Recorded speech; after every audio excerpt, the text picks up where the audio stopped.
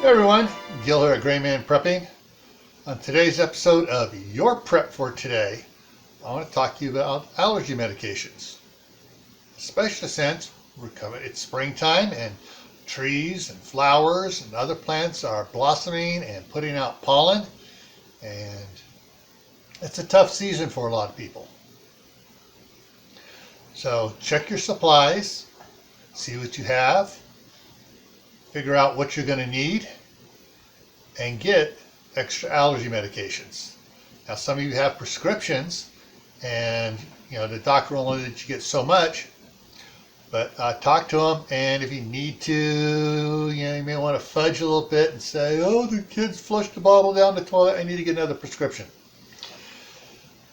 Now I'm not advocating lying, but sometimes the ends do justify the means in getting yourself prepared.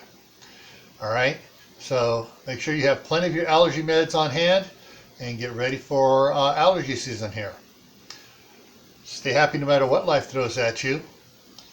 Don't go out and do anything foolish. Keep adding to your preps: water, food, medicine, clothing. Learn a new skill.